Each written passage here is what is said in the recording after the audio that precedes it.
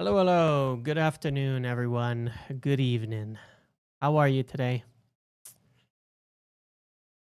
How are you today? Hope you're well. I'm sorry. I wish I could be a little more energetic. I'm going to try. I'm feeling What's up, Red Report? I feel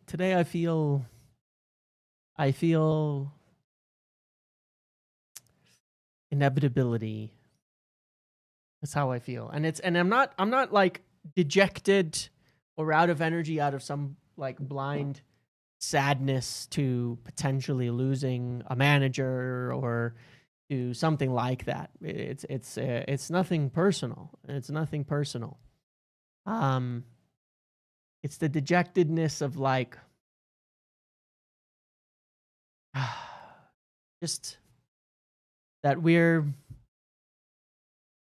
here again so quickly, so quickly. I'll tell you a couple of things, and then I will talk about some of the specifics. All right. Like when I did my the tactical review that I published this morning, that I recorded yesterday. I I would appreciate if you watch it because I do think it's interesting. It's the first one. I'm not saying there weren't issues tactically in other games. Don't get me wrong on that. I see the game and the system a certain way. It's the first one I looked at, went through, and there was the structure of the back line, of the way the team has been set up, was the worst that I'd seen yet under Amorim. So it was no surprise that the game was poor. And we should be getting better, not worse. And it feels to me, regardless of the reason why that happened, or regardless of where you're at on this, it feels to me as though he's gone so far off the reservation with like this insistence to pick and play personnel that it's now even breaking his own structure. It's now even destroying it. And that's and to me that's why for me it can go from good to bad overnight, because I still think there are things, I actually still have and do believe there are things that are good, but it doesn't matter because for me, the standard is actually quite high, believe it or not. The standard is actually quite high. I said that at the beginning when people sometimes people were asking like, what do you backing the manager and this and that, but for me, the standard is actually quite high, and I can forgive a slow start, but I know what we should be able to accomplish this season. And what I'm seeing is a manager who is self-sabotaging and doesn't get it anymore and has even lost sight of the things that are supposed to be good, and is digging himself deeper and deeper and deeper into a hole.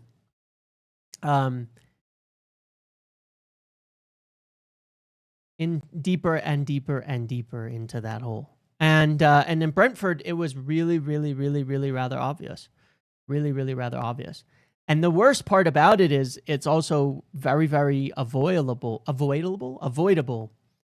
because it's just decisions. I remember, I don't know if who was around here, but this is I've been talking about this aspect, this poor aspect of his management for months and months and months and months. In the days leading up to the European final, I said that the selections, there were 3 things that he couldn't do.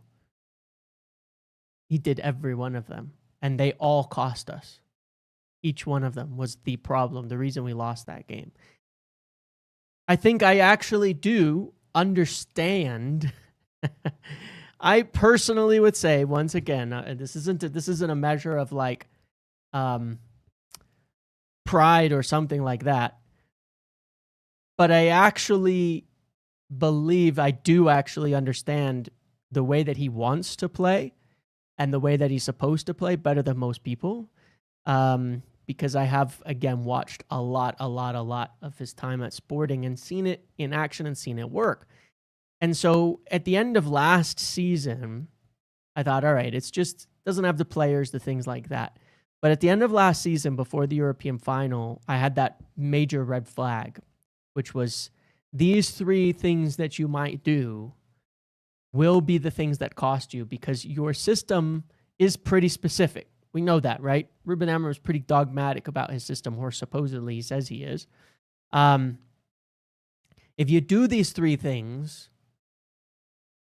it's going to break your system. Your system's going to look like shit, and it's not going to work because the entire advantage that supposedly your system gives you is predicated on these 3 things not happening.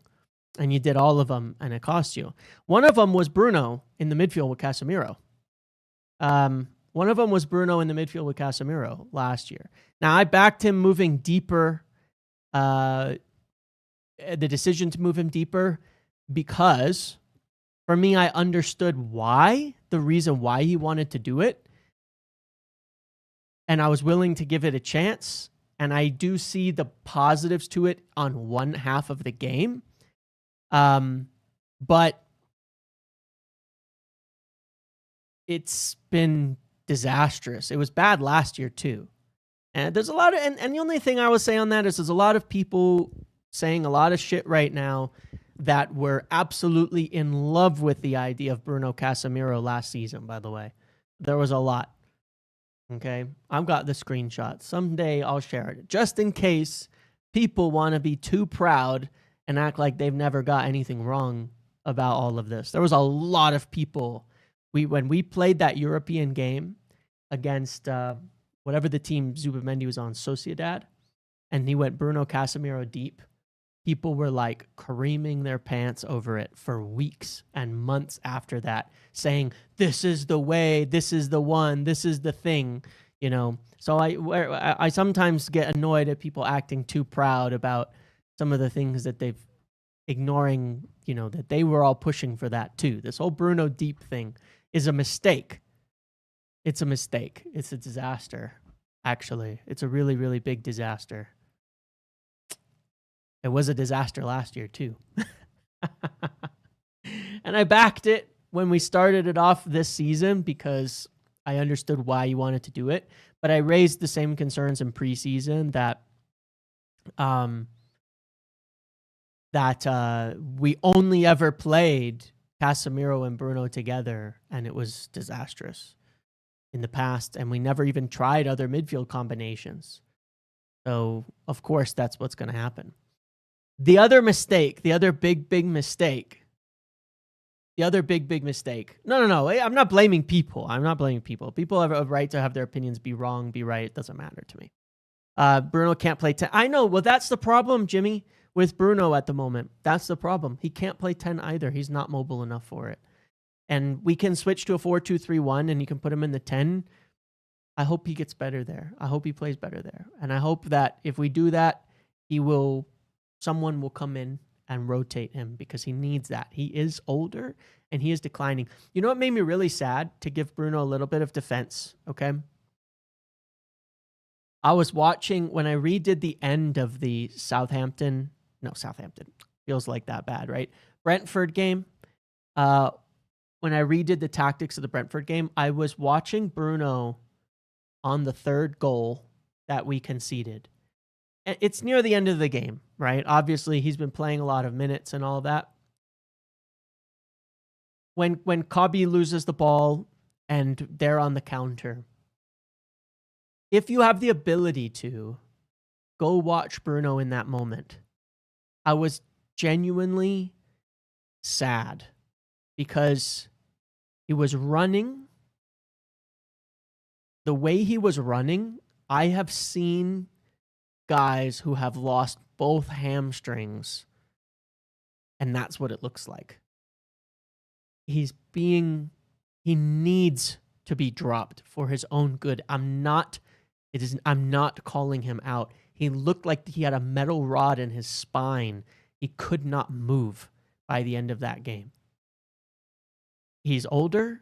He's had an enormous number of minutes over the course of his United career.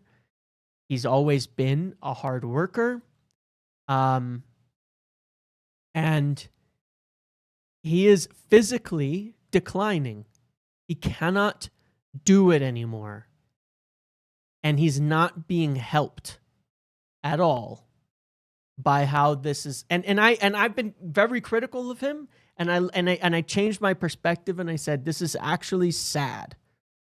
It's actually sad. He's been overplayed for years. Like I was trying to say the other day, it comes off very harsh when I talk about Bruno, but I'm trying to talk about as well for his own good. Okay? I'm trying to talk for his own good, that if he's not playing well, bench him, rotate him, sub him, but also for his own legs, for his own body. It is literally breaking. And there's a point where he's going to look like he's going to have the Kevin De Bruyne moment coming.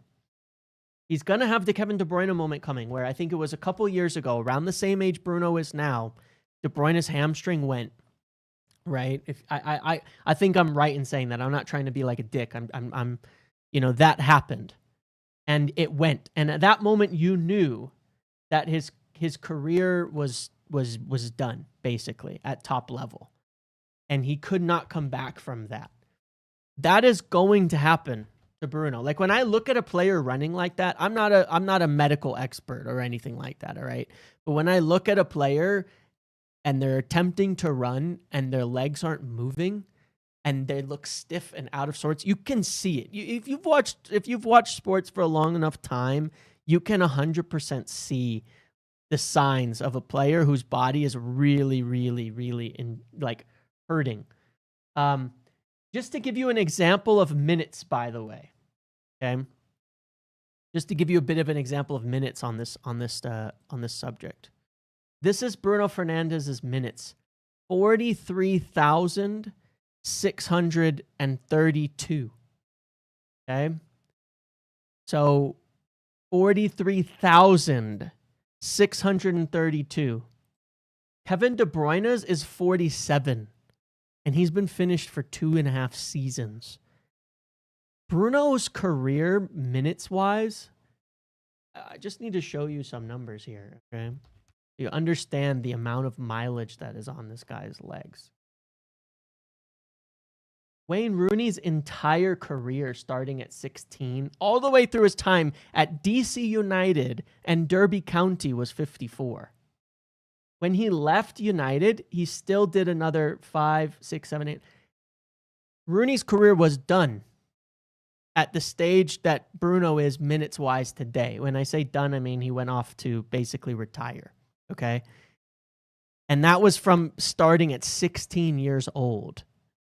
The amount of minutes in Bruno's legs right now is crazy. And the fact that we refuse to drop him or rotate him is an extreme disservice to him. It's a huge, huge, huge disservice. Okay? I don't care what he likes anymore. The decision has to be taken. And I'm just saying, when I watched that tactical review, that was one thing. I looked at that and I thought, look, I think Bruno's been poor. He's been unfocused. He's been making mistakes. Can we help him a little bit? Maybe bench him once in a while. Maybe do all of this.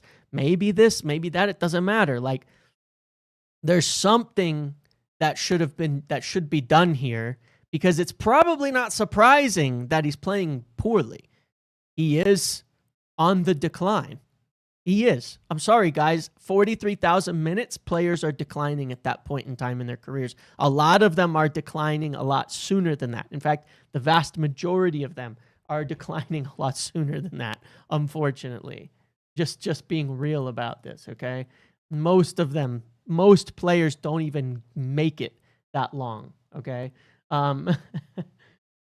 So, there's obviously people who do, but again, especially not as the main like axis of the entire team in the midfield too. It's even worse in that position. I mean, it's actually mind blowing when you look at it. Like when you think about the amount of legs and things like that. What's Salah's minutes? I mean, let's look at Mohamed's. I'm curious. I mean, he's a forward, not a midfielder. He takes a lot more plays off, by the way. He's at basically the same. Basically the same. Pretty much the same amount of minutes. I would suggest Salah's decline is near. He also gets rested sometimes, gets subbed sometimes. He also does take a lot more time off the game, during games especially. I would say is the big difference. Like when you're a forward, you can take plays off. If you focus on Mo Salah during the game and you look at like the distance covered, he'll walk half the game up in one of the forward positions at times. But Salah, yeah, and that's Salah at one of the most physical players of all time. Should have sold Bruno just down to the minutes. Just down to the minutes. Yeah, I mean, look, he probably should have gone for him for everybody else and all of that kind of stuff. It just looks bad. It just looks bad. And he's 33 and 30, right? So you're talking about Bruno's minutes being in a very small amount of time because Bruno didn't start young in his career either. Like in terms of when he was playing a ton, he didn't start young in his career particularly, even by comparison. Bruno, he was playing at in Serie in the lower league in Italy at 17 and then 18. He really only became a full-time starter around 22, 23 years old. So yeah, and he's 31. So no, look, it's rough. And I noticed that. So I noticed that. That was one of the things I saw. You know what I mean? Yeah, cumulative distance covered would be interesting. I wish we had access to that because I'm curious if there's a point where you look at players. But I look at that and I go, all right, so it wasn't working last year. I thought it was a terrible idea last year. It was one of the 3 things I called out in my video and said, please don't do this in the final or we will lose. We did it in the final. We lost. I understood why he wanted to do it this year, and he did it, and it's gone to shit, okay? And it's not helping Bruno either. I tried to back it. I admit it. It's wrong, and it's not working. I don't think Bruno can play the 10 either, but it's neither here nor there. Again, I would just give him rest and rotation and make him a part player, and that's fair enough. The midfield setup doesn't make it any better, for sure. But that's part of it, Amy, is like, the reason I said don't do it, Casemiro and Bruno, is because it's antipathetic. It's, and this is what's really, really, really, really baffling and so confusing and so frustrating. Ruben Amorim is and claims to be super, super, super dogmatic about his system. But the ugly, horrid irony of all of this is he's compromising. I don't even know what his system is anymore. Because if his system isn't, well, I need 2 really hardworking, athletic, ground-covering midfielders, then you are changing your system.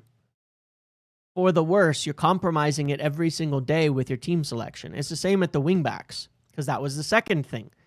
Don't play a fullback at wingback. That was the second mistake, all right, that I said not to do. He played Mazraoui in the final. If you look at all of our worst performances, I guarantee you they almost always include a fullback at wingback. Almost all of them, including the one against Brentford, because Dallo was horrific. Okay. And there's been a lot of bad performances. Okay. Don't get me wrong. But that was one of those things. But he claims to be rigid with his system, but then he just compromised his system by picking players that don't actually make sense for his system. And that's why I've given up, because I can understand if someone is looking at it and saying, this is what I want to do. I have an idea of what I want to do. I know why it's going to work. I know what his system is supposed to look like. Because just from watching, I'm not claiming to know better than him. I'm saying I know what it's supposed to look like just from watching his team at Sporting. And then he's abandoned his own ideals, and it makes no sense. Our system Saturday was a 5-2-3, and we did. Yes, it was a 5-2-3.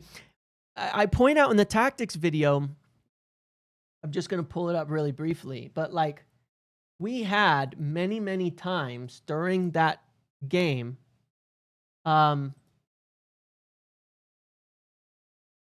three guys to mark one guy in the back line, keeping us deep. It's baffling.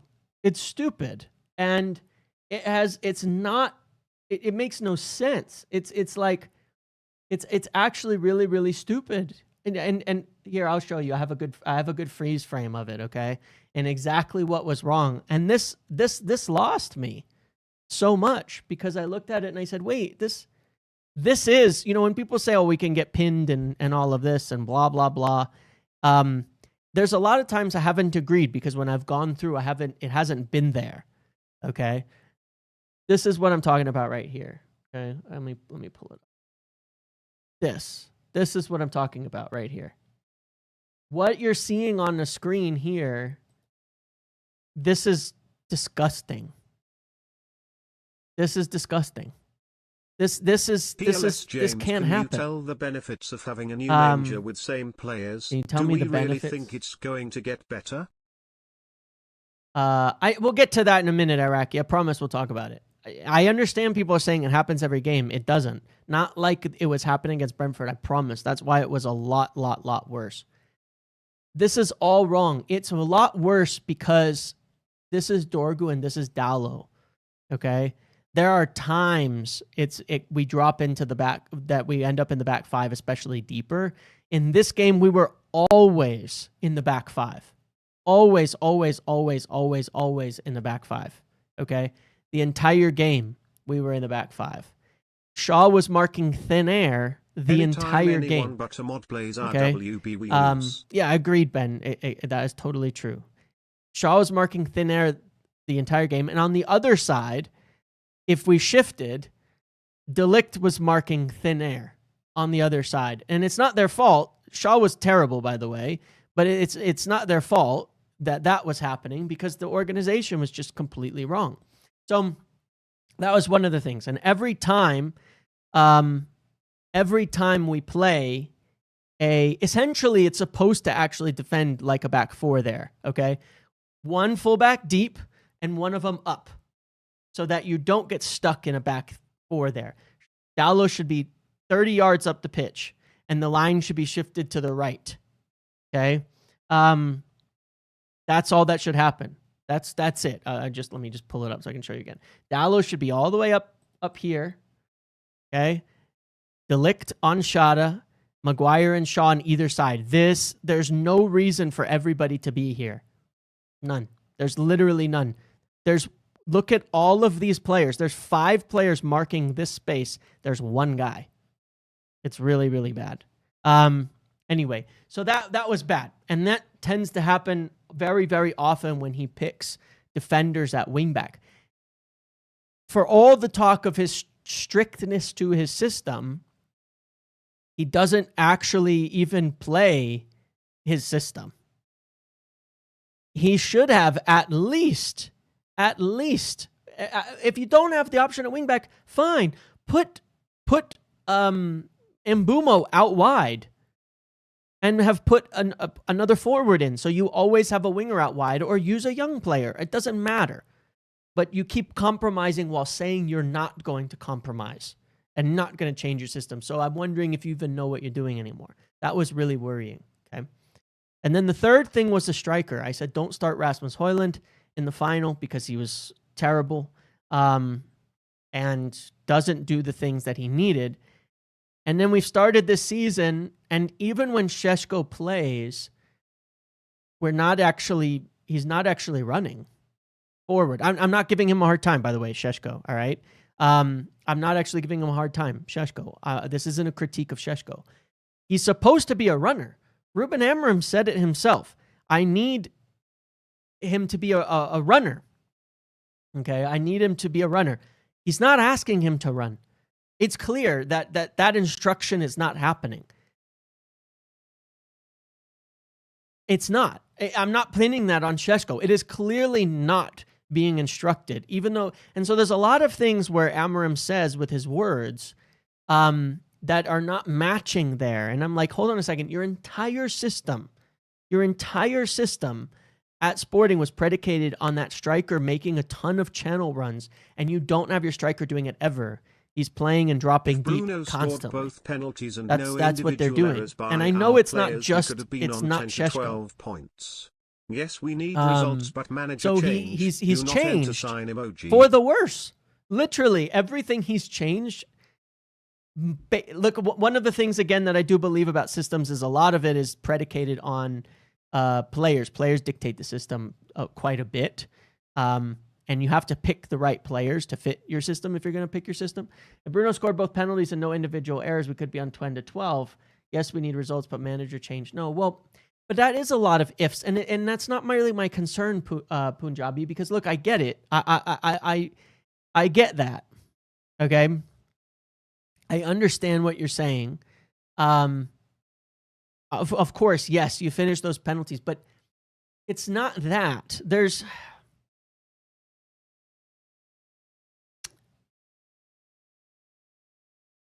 It's what I'm trying to explain here. It's what I'm trying to explain here. It sort of doesn't matter because he's lost the point, I guess. Pretty obviously, he's lost the point. I am finding it a little bit hard to explain the point there because, look, I understand that. Yes, if we finish the penalties, now we didn't.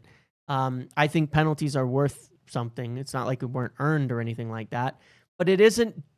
It's that each game. The Brentford game for me is kind of the turning point because there's a lot of positives that I've talked about that I still believe and I still have seen. But the Brentford game to me looked like a team where he doesn't know what he's doing anymore. And it may be accidental. That's what I'm saying. That's kind of where I'm at. That some of the good things might be accidental. Literally. Because we've got good recruitment, good players, and we put them in positions that I actually kind of like. There are things that work, but like I'll give you the example. The big plays of moving it to one side, getting it over to the wing back. Cool. All right. I like that. It works. So why are you picking fullbacks at wing back? Why? The things that he needs to do, I don't think he's seen what's working. Is what I'm trying to say. Like, I actually don't. The Brentford game made me believe he doesn't actually know even the good things, and that he's kind of lost it. It's hard to explain. I understand if you feel a bit differently. That one really, really, really hurt to me. Really, really bad. Because there's certain things there are no justifications for. If he knew what was right, he would be picking different players, and he's not. It's just my opinion. It's just my opinion, but I'm telling you, his system cannot. And the reason I brought up the video from before the Europa League final, his system cannot accommodate this. To be fair, I know there was nobody else to play at right wing back, but it doesn't matter. If you don't put somebody there who's an attacker, you're going to lose. It is a guarantee.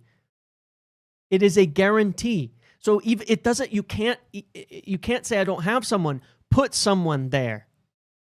It's a guarantee you'll lose. It's just as stupid as, like, for example, not playing a fast center back in the high line. You can say I don't have Yoro's not in form. You know what I'm saying? It doesn't matter. You can't play a high line without one fast center back in there. Just one, even just one. One. Okay? So you have two choices.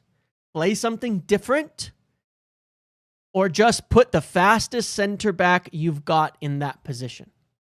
So let's look at the wingback situation from that perspective. You cannot play two defensive wingbacks in this system. You can't. It needs to be like rule number one engraved in fucking blood. Do not play two defensive wingbacks. And don't concede any, we will win every game. We can't rely on a plan where everything go our way for it to work. Yeah, I agree. Exactly. I agree. But like, it's a rule. If you don't have a wingback, you know what you have to do. Change the formation. I don't think he should have to change his system. I don't think he should have to change his formation even. But if you're literally in a moment where you can't play your system, don't do it anyway. That's stupid. Either put a winger there or change, because you're going to lose guaranteed by doing one. With the other, you have a choice. You can't compromise. But he is changing. That's the problem. That's the hilariousness of the whole thing.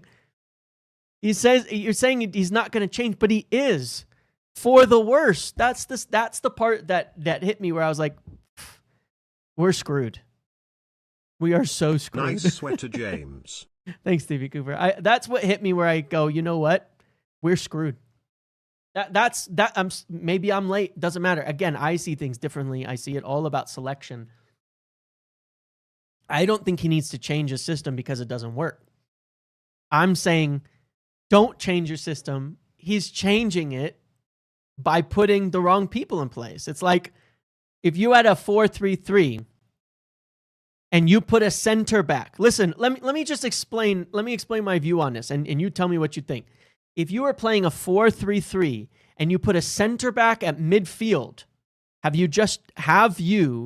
you still playing a 4-3-3? No, you're not. If you are playing a 4 at the back and you add a center back to your midfield, you are playing a 5 at the back. Okay? So if you're playing a 3-4-3 and you put a defender out wide, you are no longer playing a 3-4-3. Let's just use the formation example. I know that's not a whole system. You are now playing a 5-2-3. If you've done that. It's this, to me, putting Dallo out wide is the same thing as if you played a 4-3-3 and stuck Maguire in the midfield. Is injurious to our club. 100% it is, Punjabi. 100% it is. That's how I see it. Okay? People don't really see the wing back thing because they think it's sort of the same position. I get that. But it's supposed to be a winger. So if you put someone who's not a winger there, you've made something else entirely. You have a theory because Pedro Porro used to be his right wing back. He thinks Dallo can do the same job. Maybe, but then he's stupid. Either way, he's stupid. You know what I'm saying? Like, either way, it's stupid. If you think Dallo can be your Pedro Porro, I got news for you, buddy. Well, you know the news. But I watch him convert Maxi Araujo he played against Man City. Listen to me. He played against Man City with Sporting with Maxi Araujo and Quenda as wingbacks. They are both wingers. Both of them are wingers, and that was against City. It is not the same system if you put defenders at wingback. Then you have changed your system, and unfortunately, that's what he's done. That's what he's done. He's just made it another. He's just made it another system. That's all. And Quenda was so good that day. So was Maxi Araujo. They were both really good. And they were super, super influential to them winning that game. And I know it's one example, but my point is that was a big game against a team he didn't expect to have the ball, and he still put forwards there. You know what I'm saying? So he's broken to me. That's why I've given up. Because he's broken. I like Dorgu, but I think he's broken. I I think he's broken. That's the issue. You know, it's like that. You know, it's like Pep. Pep in that Champions League final against Chelsea, he dropped his 6 for no reason. By putting a different player there that isn't a 6, he changed his system.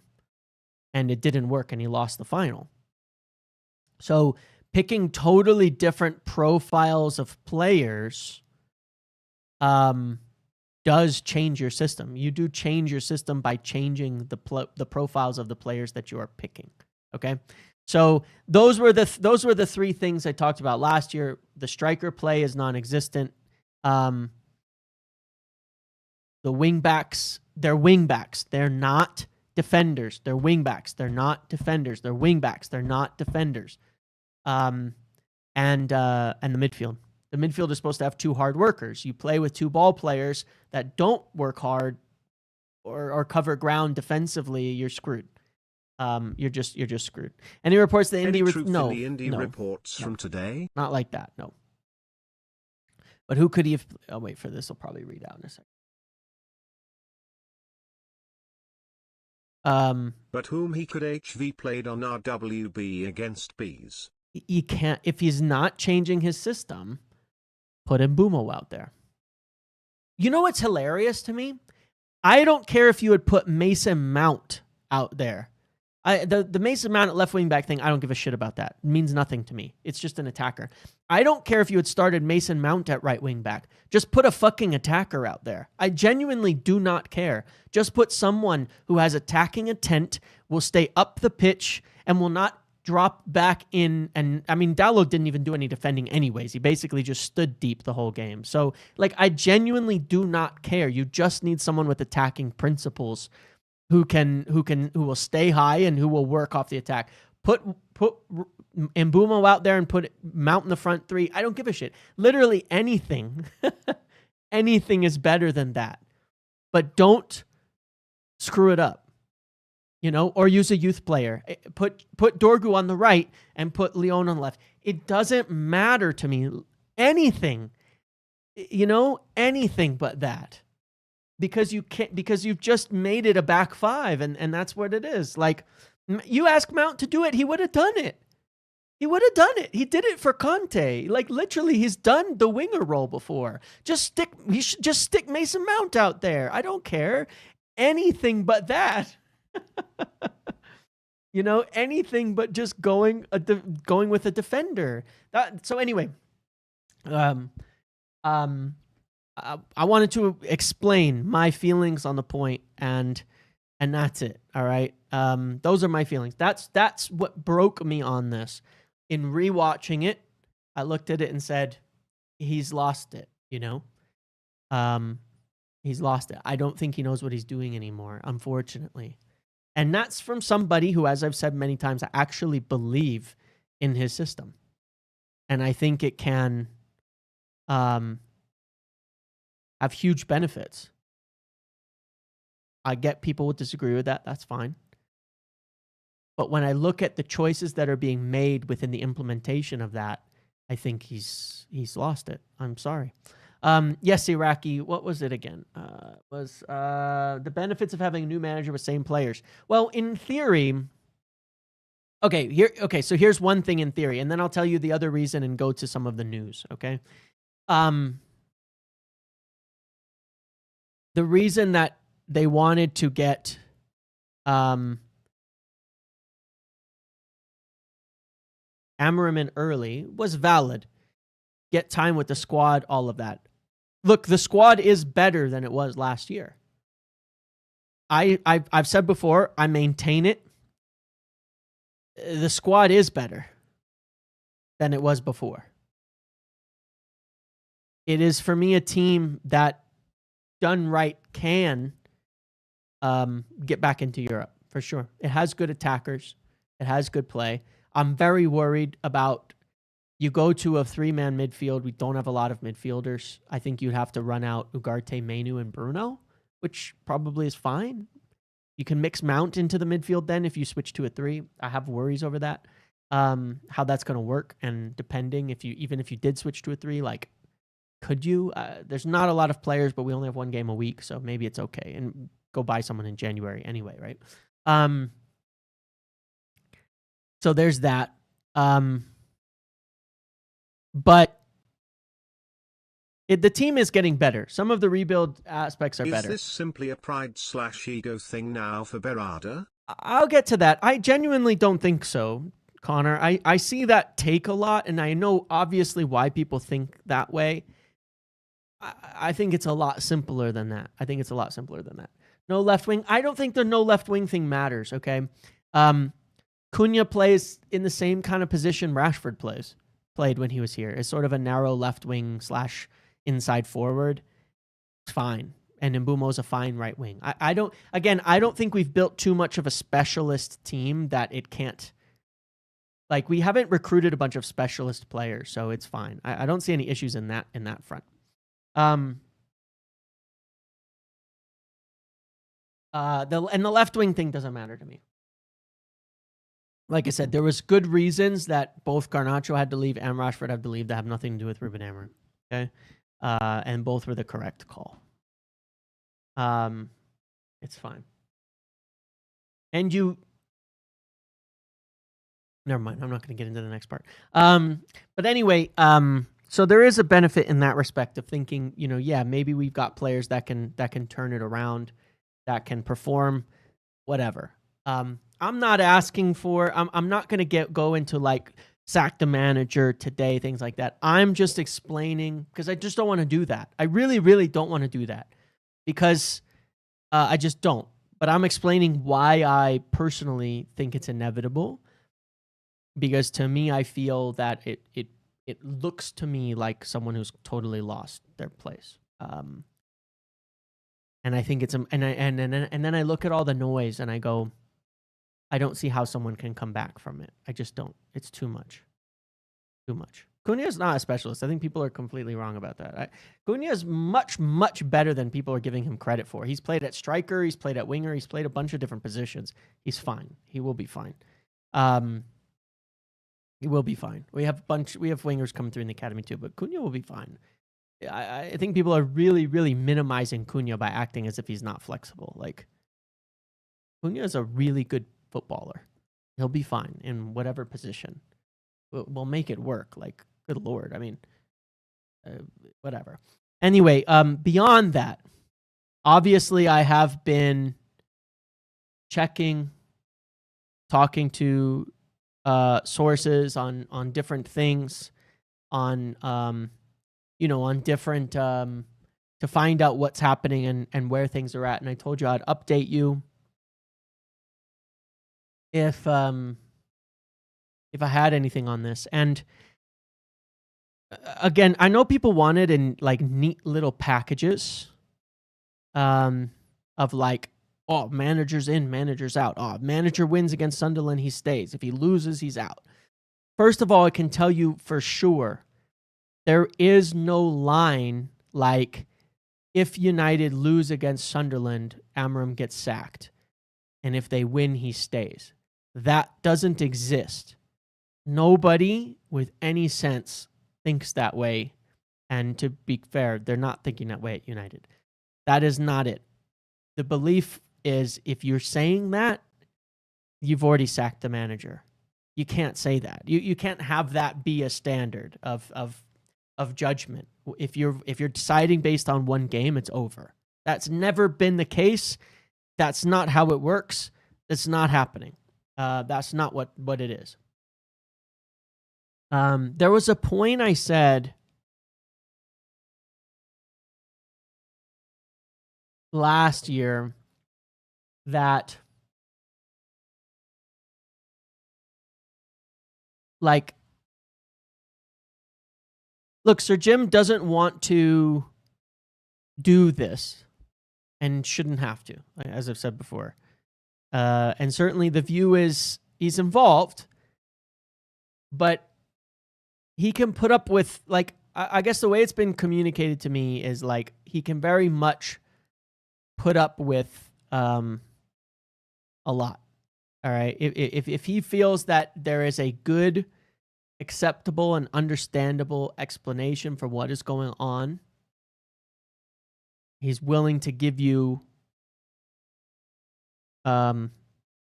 credit for that. He's not really someone you can bullshit in this respect. He really is a bit no nonsense in that regard, okay? And there's limits to that, okay? Who would be my ideal? We'll get to that in 1 second. We'll get to that in 1 second. He does feel, okay, that they, Ineos, have given the United football structure, the team, the executives, and Ruben Amorim the runway to be successful, a platform for the club to work, for the club to be better than it is, and certainly a hell of a lot better than we're seeing right now. Okay? And that at the moment they are failing in that respect. At the moment, they are failing. And Sir Jim's perspective, or at least at the very, very top level, the perspective right now, in the way that it's been said to me, is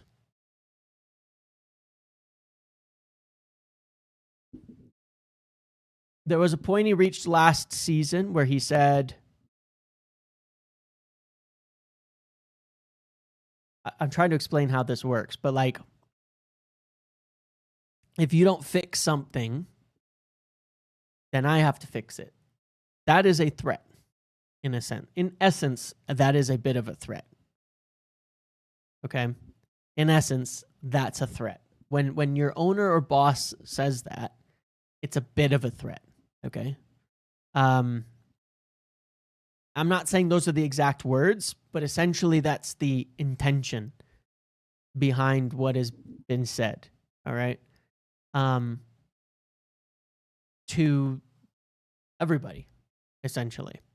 So he doesn't want, and I'm not talking about he wants Amorim to change the system. He doesn't care about the system. Get results is what he's saying. Something needs to get us results. All right. Please don't play that Law and Shaw on Saturday. Play kids if they are going to give you more output. Performances from players needs to have consequence. Yeah, 100%. And he wants them to be prepared. He wants them to be prepared. If it doesn't work. And essentially, again, it's not in neat and tidy boxes, but having spoken with people enough that I have spoken with people around them, I don't know how to put it into simple, like, easy, concise one sentence, because it's not. I can just tell you that from my perspective, it feels like it's past the point where it matters anymore. And I don't know what that means exactly, or when. But that's the impression that I get, that the confidence is definitely shaken to the point where I'd be surprised if we don't see something happen now in the near future. I'd just be very, very surprised, barring some massive turnaround. Do I believe, based on what I've been told, that Ruben Amorim is going to get more games? Yes. Yeah. If he starts winning all those games, will he stay? Yes. But like, it's just nobody. I don't think it's believed that will happen, and so people need to be prepared to handle it. Essentially, yeah. So just based on all the conversations, it's not like I can't sit here and say that we can go on the way we're going on and he'll make it to the end of the season. Okay. I think it's the exact opposite. If it goes on the way that it goes on, then it is a win. Now, again, he's not been sacked. He's not been sacked. They haven't lined up other managers. They haven't, at the moment, lined up other managers. And he hasn't been sacked. And they haven't confirmed any decision to sack him. Okay?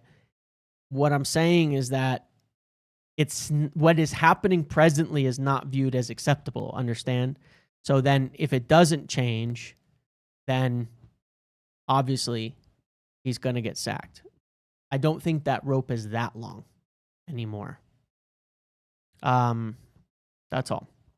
Now, one of the things I disagree with is the idea that getting a manager wrong means everybody has to leave. I completely disagree. I think that Omar has done a really, really, really good job financially, which is essentially his job, of sorting out the football club, of clearing players out, of recruitment, of things like that. Now, if they say, yes, let's keep persisting, and it gets really bad, worse, and goes on for the rest of the season, and we end up finishing in 15th, his job will certainly come into question. But I do not see under any circumstances that you say, oh, well, it didn't work out with one manager, you've got to go. Every single person in football has hired. Getting managers right is not that easy. Most of them get the manager wrong at some point in time. Okay. So, you know, and look, Britannic, I agree with you on that too. You have to realize, and this is the point, okay? This is the point. When people are saying, well, why haven't we sacked him yet? Wilcox and Barada did not keep Ten Hag too long. They did not. They absolutely did not. And that is not what happened, Donald. I promise you that is not what happened. Jason Wilcox told Sir Jim to sack Erik Ten Hag in May. Specifically. Way before summer even started, Jason Wilcox said, absolutely not. You have got to get rid of him. Okay? You have to get rid of him. That is not how that went. Okay? Omar Barada was not involved in the discussion to keep Erik Ten Hag. He wasn't there and he wasn't present. This revisiting of Ashworth stuff is just wrong. It's just wrong. It's just totally, totally incorrect. Okay? Ashworth is essentially the reason Ten Hag took too long. So I find the conversation very ironic when we're saying that United keeping Amorim too long makes Ashworth look good. No, it doesn't. You're saying that Ashworth was correct for doing exactly what we're criticizing people for doing right now. Okay? Wilcox was also more concerned with Amorim than anybody else, but then not more concerned than anybody else, but he was concerned about it. Regardless, you know, most of the time people get these things wrong. It's not easy to find the right one. It's not easy to find the right manager. It's not quite always that simple, and it's rough. It is rough. So Ineos are waiting for his severance pay to expire. It's not the money either. It's not the money. Listen, if this is, and Donald, that's fine. I understand there's a lot of people who don't get it. Okay, I just wanted to make it very, very clear. Because there's a lot of different stories and narratives that float out around there, but I promise you that is the case. Okay, I promise you that is the case. It was my story, so I know it was the case anyway. But regardless, one of the so this point on why they haven't sacked him yet. Okay, at this point in time, where people are saying like, oh, it's about the money, things like that like you suggest there, Big O. It's not. I promise it's not. It's not about the money, okay? It's not about the money. When someone, Britannic, you made a comment here which has merit. It says, if they were in for a multi-year rebuild, there's no point changing manager when you've gotten all the players needed for it. Disagree with giving players power to down tools and sack manager. You're absolutely right. And that is one of the reasons why they don't want to rush into it, just because we're not performing.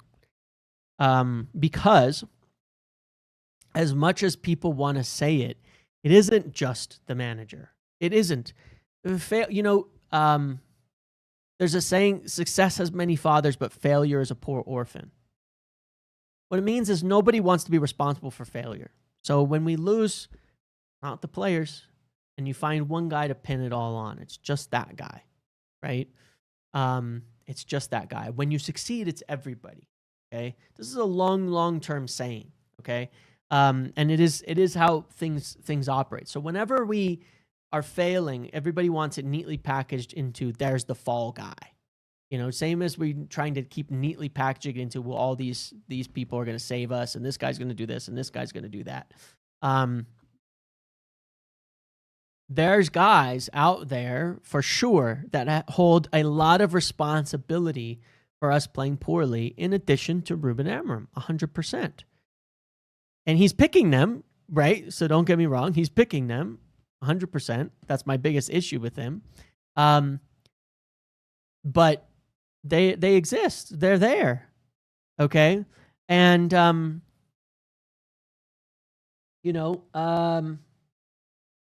it's what it is, and so there is a concern about, oh, cool, we let them fuck up again, screw up again, keep playing like shit, keep playing awfully, and then we're just gonna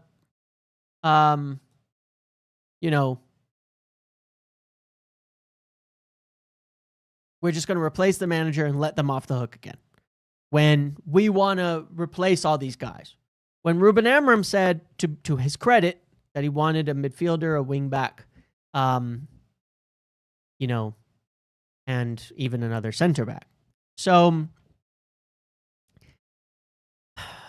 it's a bit of a mixture there of like, they don't want to make Ruben Amorim the sole fall guy for what is going on, because he's not.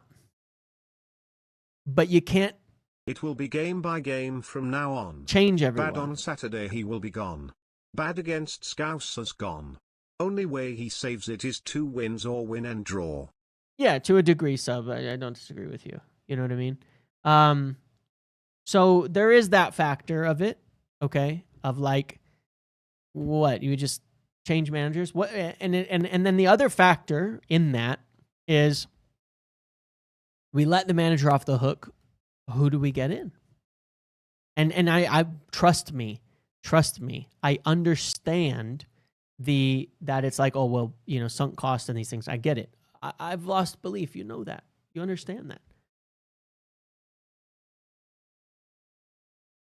But you do have to replace someone properly. You do. You do have to replace someone properly. And there's a little bit of an argument to be made in terms of thinking. One can say it's wrong. One can say it isn't. I don't care. That riding out a little bit of the rebuild,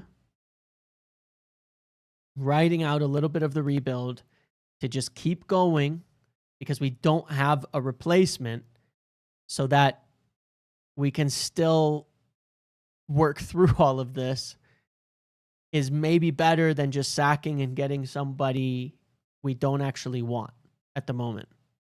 I'm not saying that's correct. I'm just saying it is what it is. Now, people can say we change any manager, it'll get better. You're right. I think so too. I think there are 1,000 managers, 100 managers you could hire today that would have us earning more points per game. Okay. However,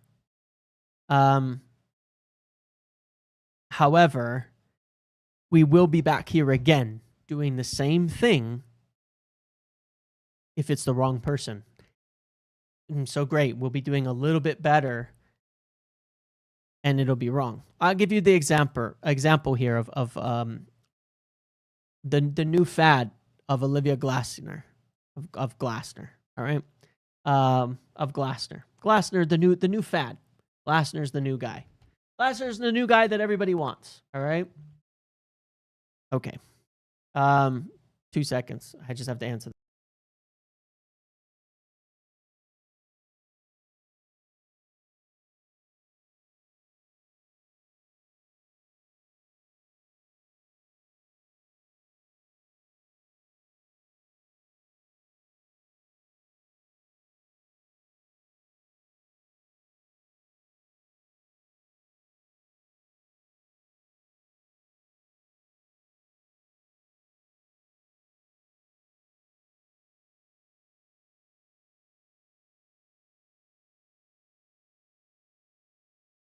Okay. Take Glasner for example. All right, I'm just going to use it as an example. Okay. There's a lot of people clamoring for Glasner right now. He's done very, very well right now for Palace. He's done very, very well right now for Palace. You have little evidence that Glasner plays or can manage Manchester United. You have virtually none. Okay. Glasner's Palace have 39.8% possession. 39.8% possession. What he knows how to do will take us backwards as a football club. Yes, we will win more games. For what? To what end? They had 28% possession and 2 set pieces against Liverpool. We don't need to go backwards. Okay, so I'm just giving you as an example of this, okay, of what can go wrong. That's the type of thing. We can go backwards and we can be back in this hole. Because to me, if we in the long term, if we finish up 6th, 7th, 8th, 9th, 10th, 12th, 11th, 12th, 14th, 15th, 16th, it means nothing to me. It means absolutely nothing to me. Okay? Because that's not the goal. Hiring a manager to build a way we want to play that will end us up in 6th is not the goal. That is not the answer. All right? And there's a lot of examples given in that way. Nobody really wants... No, there's a lot of people who are clamoring for him, but fair enough. I think a lot of people wouldn't. Okay? You do still need to aim for a... It's not about do well for 1 season or 18 months with Glasner. It's the problem is that you still need to be implementing a style that is, or a game model or a way of playing that can get you to the top end. Okay, my Tuchel conspiracy. Yeah. Don't be surprised. Now I believe at this stage that Glasner's there's talk of Glasner. Some people I know who are pretty insistent that there's something in it. From my side, I believe it is mostly coming from his side, pushing it. United had spoken with Xavi. There are serious concerns over Xavi as well. You kept trying to convince us Ruben was the guy even when it became clearly obvious he was not. It took you the Brentford loss to admit the obvious. Okay, thank you. I'll be sure to keep having opinions in the future, and I recommend you can do the same.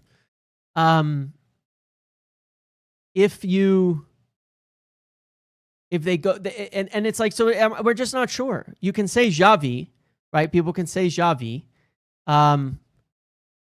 Xavi is incredibly stubborn as well. Okay, so there's that.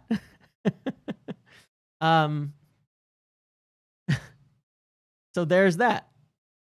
You know, he's very stubborn as well.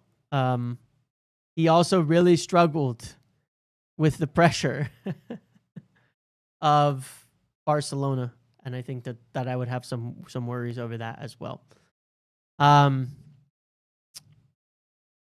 So I don't know what the answer is, to be honest, but every time, I'll give you just my personal opinions in general, okay? Every time we've gone through manager changes, I've thought and held the opinion that we need certain things. Big club experience. I think Premier League experience, because you have to be able to understand that there are no games off in the Premier League, and it takes a very different style of management than it does in any other league. Okay? Big club management, because you have to be able to deal with the pressure. Premier League experience, because you have to be able to understand the Premier League. It is different. The schedule, everything. It's different. Okay? They have to have a style that does fit. I think it's important. It needs to be attacking. Good Lord. Can you guys hear that? I hope I don't I hope I don't lose power. I shouldn't here, but damn, those are some big lightning storms. They have to have some alignment with the style of play that we want to play, which is attacking, okay? Which is the direction that we're going. We need to be a team that controls the game, that controls the ball, that does have more than a majority of possession. See, this is what happens. I start talking poorly about the manager. I start talking about options, and I'm getting struck down, okay? I'm not allowed. I'm supposed to be backing the manager right now, okay?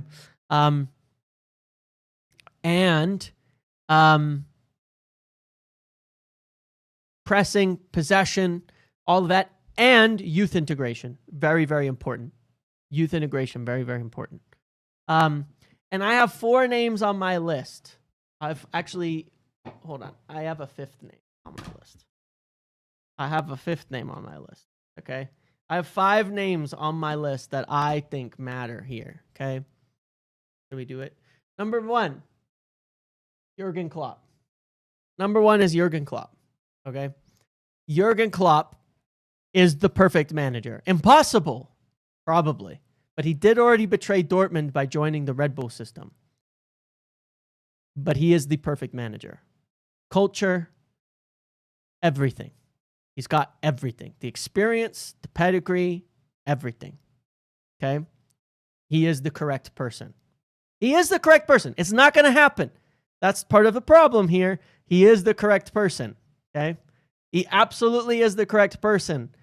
Jurgen Klopp is the correct person. I don't give a fuck if he went to Liverpool, if he was Liverpool's manager. He is the correct person. Okay? Not going to happen. Second one is Ancelotti. Okay? Ancelotti is someone that I think he has incredible experience. He's an incredible coach. He's not so much a dogmatic system manager, but he would come in, fix up the team, set it up correctly. You don't have to convince. I don't have to sell Ancelotti. You guys know who Ancelotti is. Everybody knows who Ancelotti is. Okay. Everybody knows who Ancelotti is. That's the second choice. That's the guy. I'm not doing necessarily an order, but I am saying Ancelotti is a great manager. Ancelotti would fix the team. He would fix a lot of things. I don't know that Ancelotti would be your forever guy. Obviously, he's quite old and all that too. But he absolutely could build a strong foundation of a team. Okay? Build a strong foundation of a team and help you with that aspect of it. All right? The third one, oh man, I'm ready for this. The third one, it's Mauricio Pochettino, okay? It's Mauricio Pochettino. We should have got him. He was the right choice. 3 times we got it wrong. He was the right choice after Jose Mourinho. He was the right choice after Ole Gunnar Solskjaer. And he was the right choice last week. Last time, he was the right guy. He fits everything we could want in a United manager. He's got Premier League experience. He has overperformed at every single club. He has performed at every single club in the Premier League. And the fact that when he got sacked, you know what's crazy? When he got sacked at Chelsea, he was on 41 points in 20 games. 41 points in 20 games at Chelsea when he got sacked. He had them as like the 3rd best team in the league when he got sacked. Chelsea are stupid. And they're going backwards. And he develops players well. He builds players well. He's good with young players. He made Cole Palmer what he is today. People have a horrible, horrible anti-Poch agenda, and he's a really good manager. Number 4 is Thomas Tuchel. I don't really want him, to be quite honest. Personally, even though he fits a lot of things, one of the big concerns I have with Thomas Tuchel, I don't think he's very good with youth personally. Just saying. Secondly, he burns himself out with every single board. He makes weird demands. I don't think he's a club builder. Okay, I don't think he's a club builder at all. I don't think he's a club builder. I just don't. I don't think he's that guy.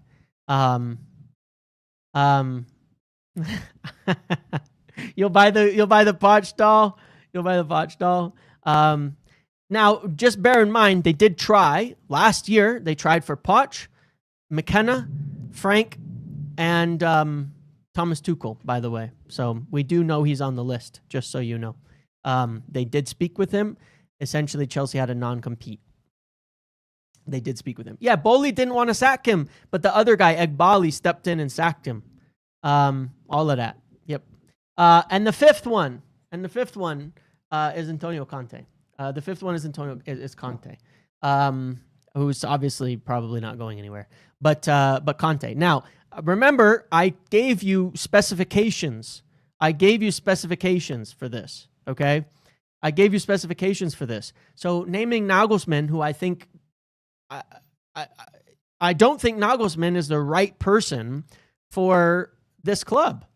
I don't think Nagelsmann is the right person for this club. He does not have Premier League experience. He's essentially right now failing with Germany. Like, people go, oh, this is the worst list ever. Who's your fucking name? The next failure. That's who it is, right? Because we've tried Ten Hag and we've tried Amorim and we've tried all these guys.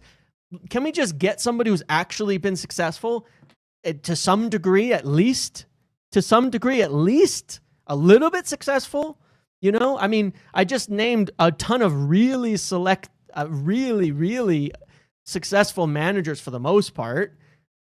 Who are you going to name? Probably someone who's won nothing, you know? Like, Xavi is far less qualified than any of those names. Xavi is far less qualified than any of those names. Far less qualified than any of those names for the job.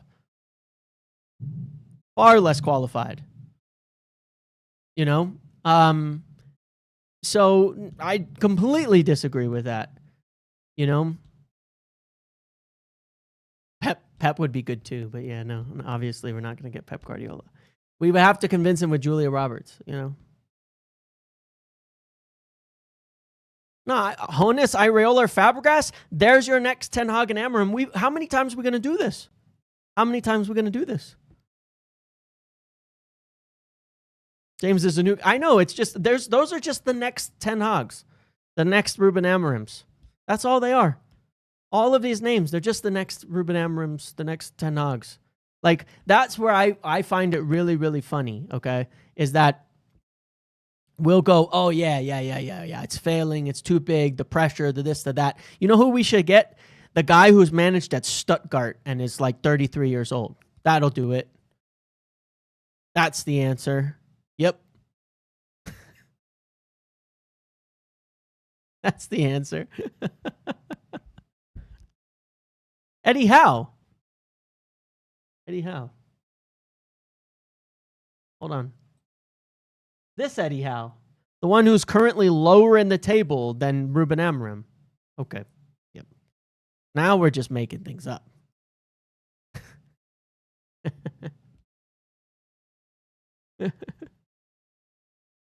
No, thank you. I do not want Eddie Howe. Not even a little bit.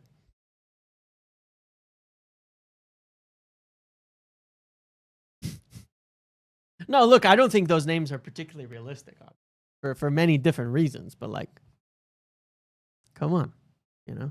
Inzaghi would be nice. Not Premier League experience, but Inzaghi's a good coach. But he went to Saudi or did he stay in Italy?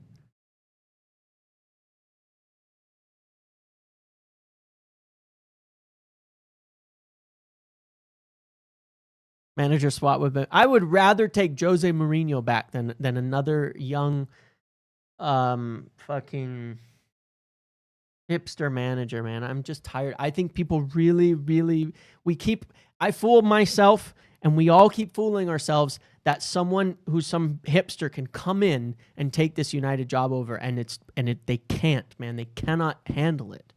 They can't. They have to be in a A big manager with a big personality and a big job that has done it before, or something similar at the very least. Zidane, I would take Zinedine Zidane as well. Yeah. I think he's going to go to I mean, I think he's still waiting for France or whatever, but sure. Yeah, I would take Zidane. Yep. But still, I'm like, people are always like, "Oh, these are all terrible names." Why?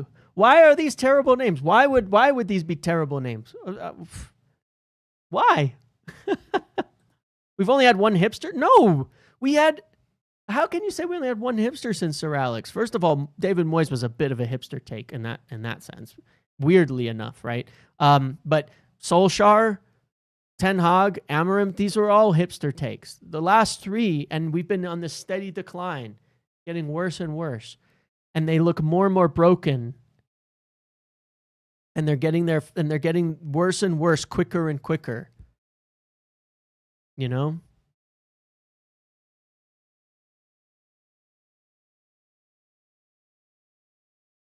Xavi is close to that too, man. Xavi's had one job, dude. Basically.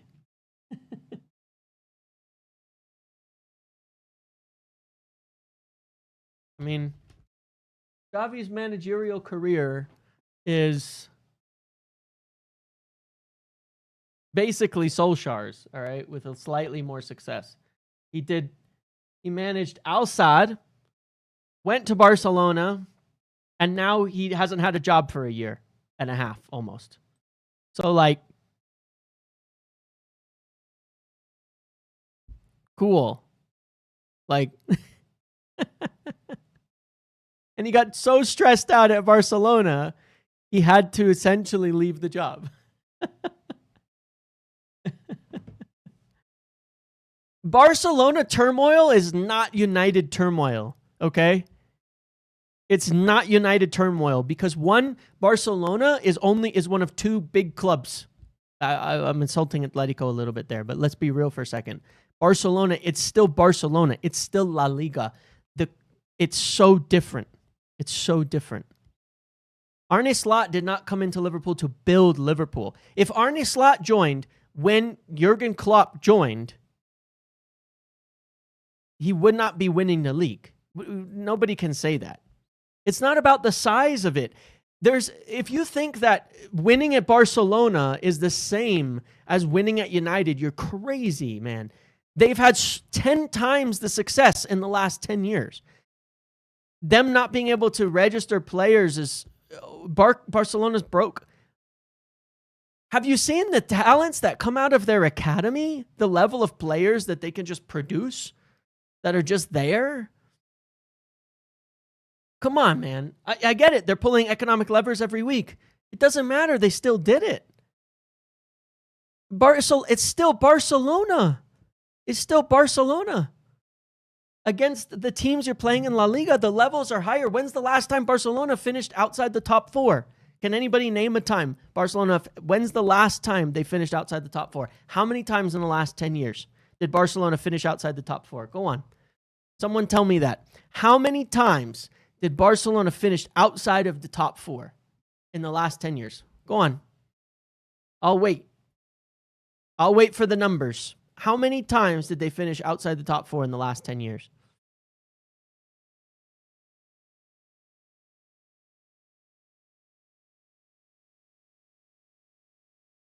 Zero. Exactly. Don't compare the two clubs. United are nowhere close to Barcelona, and they haven't been for a long time. It is not the same thing. When you walk into Barcelona, you are already walking into a guaranteed Champions League club every single season. It would be almost impossible to fall out of it just due to the nature of the competitiveness of that league and how far above everybody else Barcelona and Real Madrid are. You have to go back like literally decades to find them not in that position. They finished 6th in 2003. That's how far back you have to go. You are walking into something. You could put Ruben Amorim, Ten Hag, Solskjaer there, and they will get you Champions League. No lower than third in 20 years. Do not compare the mess that is United to Barcelona. It is a 3-team league, and it has been for 2 decades. And below those 3, the drop-off is insane. Insane. Okay? It's crazy. So we cannot compare. We cannot compare. I'm not saying those Spanish clubs aren't good because the top is insane. Below that, it's nothing. It's like Bayern. Like, it's like somebody, won a title at Bayern. Okay. They won a title at PSG. That itself is not an impressive accomplishment, to me. And the pressure is totally, totally different. It's totally different. Totally, totally different. So, yeah. I don't know, man. This is my debate. Okay. I just gave you 5 names. 5 names. 5 names. And I don't know that we could get any of them. And so I'm like, what the fuck do we do, by the way? Honestly, what do we do? Bruno Saudi deal is Amorim's sliding door moment. Perhaps, KF. I think that's where he started to really compromise. So what do we do?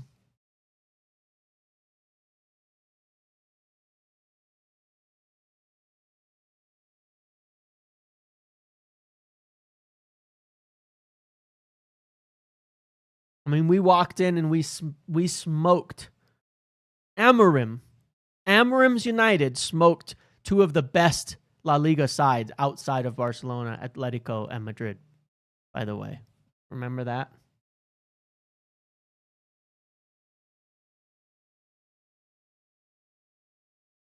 The best La Liga team at home in the whole league lost 3-0 to us at home. This team, this manager. So I just don't rate La Liga like that. Like, obviously, I rate the top end teams are very, very good. Lord, you've convinced me. Let's keep it. Now, wonder, are they having the same conversations? Are they having the same conversations and going, it's fucking bleak, man? Yeah, the 4th place in La Liga lost to us last year. Yeah, it's bleak. It's bleak, man. It is very, very bleak. I look at it and I go,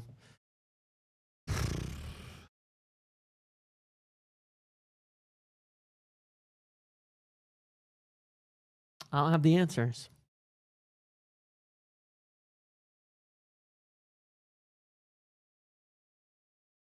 I don't have the answers, man. I don't think anybody actually does.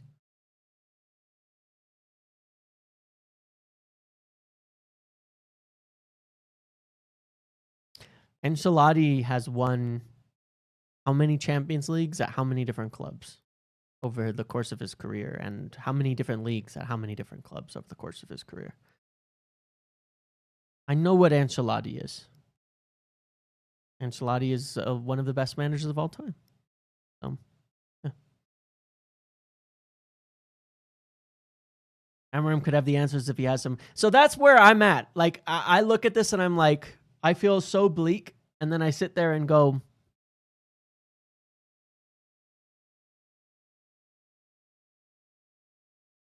I pray to God that fucking Ruben Amorim somehow has the great revival awakening, not because I think it'll happen, but because I feel really, really bleak about what comes next.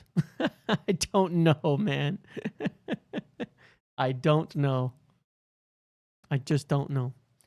In terms of the options, as I've said, I think that Glasner is putting himself forward more than they're putting him in the frame, just for what it's worth.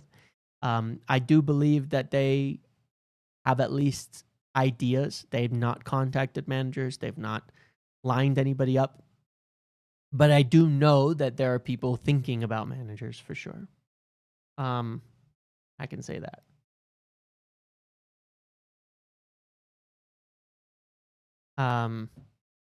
So yeah, I don't know.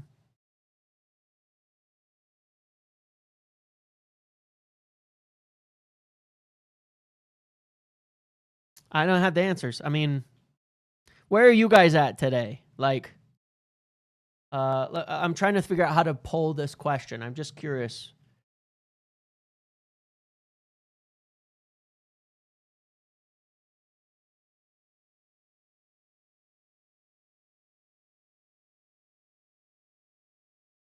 Do we think Poch would? I think anybody worth getting would probably not be available till after the World Cup, to be quite honest. I mean, you never know, but I also think that that's part of the. Let's see.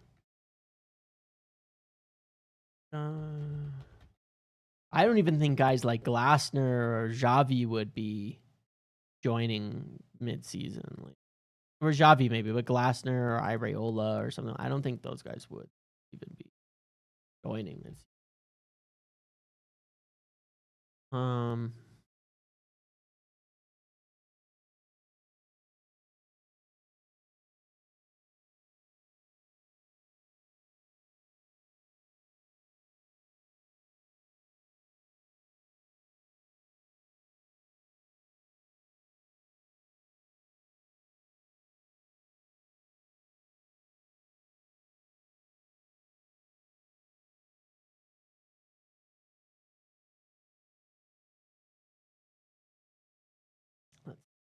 gonna give a few random names here.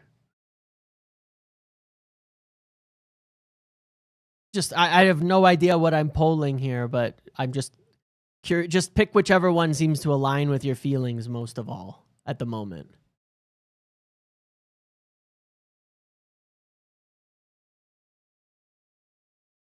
There's no right answer. I'm just saying just pick whatever aligns with how you feel at this moment in time.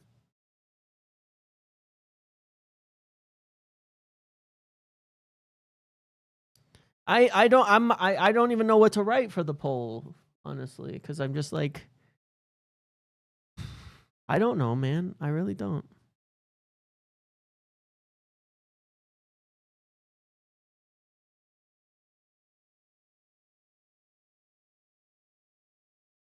It doesn't matter. I've just put names there. If you have one name you like in that list, pick that. It doesn't matter. It's like, I don't know what other options I could give you as a poll. You know, I'm just looking at who could potentially be obtainable now, and it's not going to be Gareth Southgate.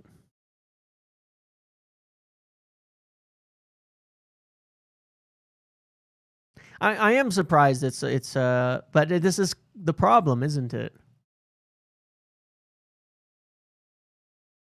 While this is incredibly depressing, what will get us out of this rut long term is Ineos continuing to recruit far better than we have in the past and build a squad to compete in the right hands. You're absolutely right, Nathan. And that is the optimistic view of this whole thing. We are building a better team. I firmly, fully believe that, despite what we're seeing. And the moment we fully turn over the squad, yeah. I'd like to think Poch would come because, let's be honest, he isn't winning shit with the U.S. Yeah, I mean, the problem is we have this World Cup here in the U.S. right now, next summer. I don't know if anything, but at the same time, you have guys like taking the tournaments off, guys like Pulisic and stuff. So, game model doesn't mean back three. Game model doesn't mean back three. There's no requirement for a back three, okay?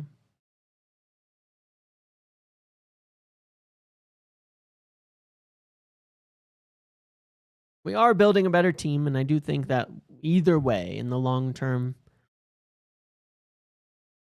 we'll be all right.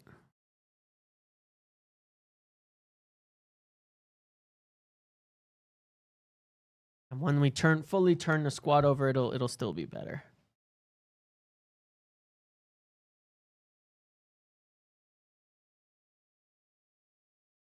Thanks for the suggestions, James. I've finally seen the light thanks to this stream. 433 it is. I'm here to stay. Fist emoji. Thank you, Ruben. Good luck.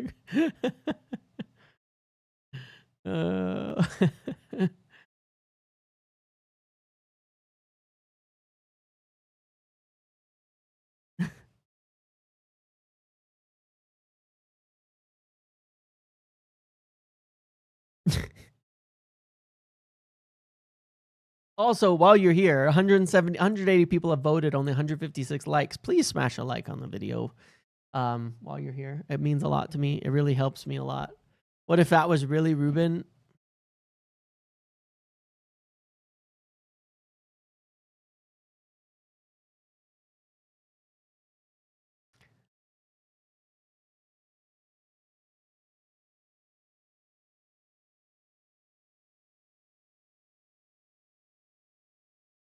Well, that would be funny, but they are a member of the Patreon and someone that I recognize who changes their name very often.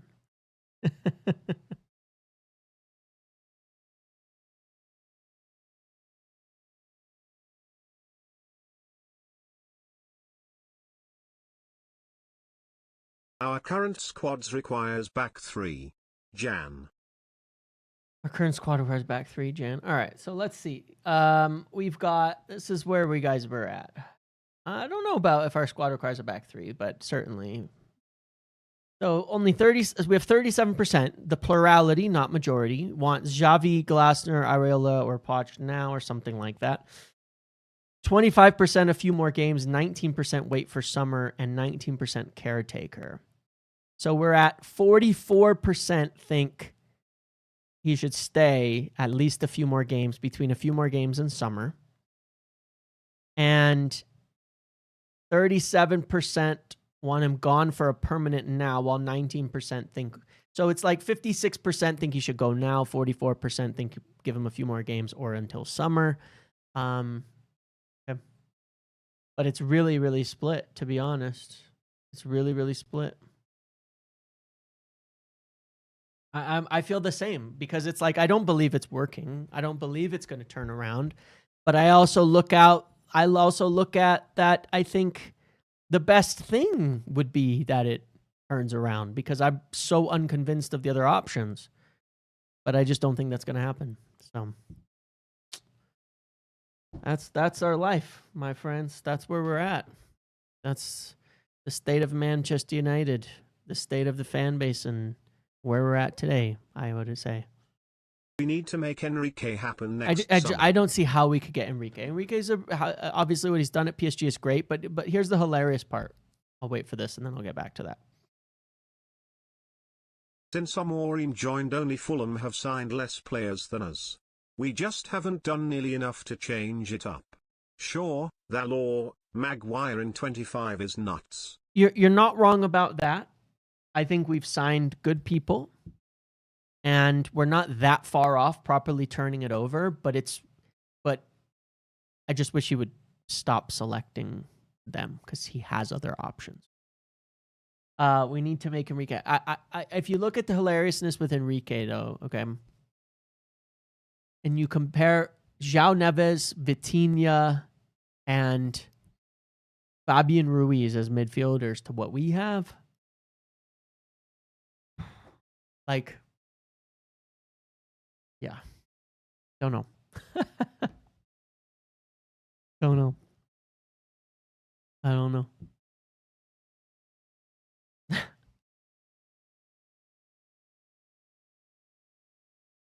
What's the odds on Ruben rocking out with Lamens, Heaven, Yoro, Garte, and Mainu and Ahmad starting next week? He fucking better.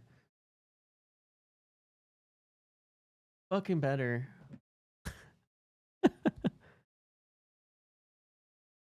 He better, man. But yeah, look, we haven't turned the squad over enough yet. And the fact that we've had to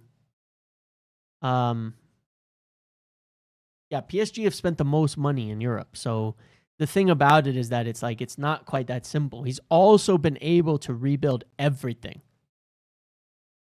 He's also been able to rebuild get everything that he wants there and spend more money than anyone else in Europe. So like I think a lot of the stuff gets a bit incomparable in that regard. You know what I mean? You remember you chose Ugarte over John Neves last year? Did I recruit Ugarte? Not bad. I'll make better signings in the future, I promise.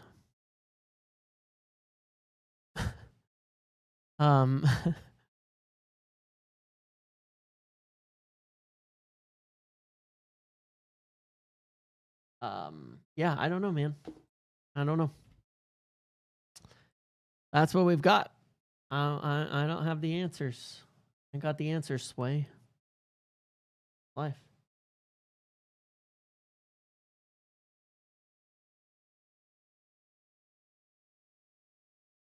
Did you see Laurie's comments? They said they're sticking with Amorim because of the SCOs. The spotlight goes on Barada and Wilcox. No, I see that, and all I'm saying is that I disagree. Okay? We tend to judge other people by their actions and ourselves by our intentions. It's very easy from the outside to say that that's why. It's very, very easy to say that's why. That doesn't make it true. Unless you have heard directly from Wilcox or Omar saying that, then it doesn't mean it's true. It's an opinion. That's just an opinion. That's just an opinion. And I think Lowry intended it as an opinion. It is an opinion. It's speculative, and that's fine.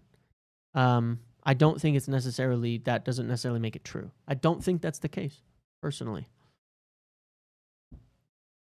I don't think that's the case at all, actually. I really, really don't think they're keeping him when they don't think it's working, just because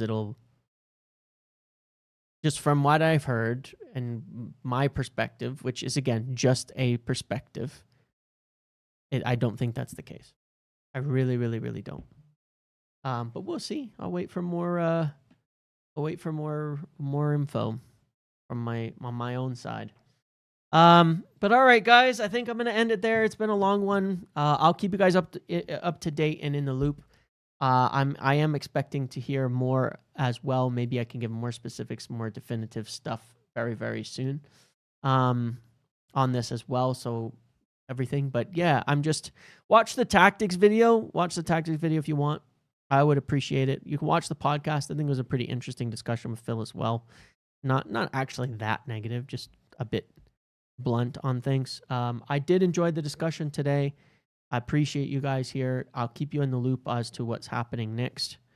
As I hear it, if there's to be a change, and when and how and all of that kind of stuff. Yeah, that's all. I hope we can, as a community, try to keep each other encouraged a little bit by all of this. You know what I mean? Because it's tough times, and we've been here before, and it's frustrating that we're back here. We fought a lot as a community between each other, everybody. We don't need to. We're all on the same side. And we just all want to be better, even if we see different opinions and things like that as well, okay? Anyway, thank you all for being here. Please do like the video on the way out, and I will catch you guys sometime tomorrow. Oh, and as a reminder, I wanted to give a big thank you because there are people who purchased merchandise. There are people who purchased merchandise, some of them, and I'll be getting mine soon so I can see it and all of that. And I wanted to give a big thank you to the people who supported and did that. And we added the dolls. Okay, we added the dolls, and now you can pick what player you want. You can't see the drop down, but there's a bunch of players in here. So yeah, just in case, by the way, we added the dolls among other things. So I'll have some samples soon as well, so I can show on stream. But gotta stay positive. It's in the slogan now. Gotta stay positive. Okay, I'll see y'all later. Enjoy. The link to that is below. Thanks for watching. Like the video on the way out. Check out the other stuff on the channel. Catch you later. Okay, have a good evening. Goodbye, everybody. See you later.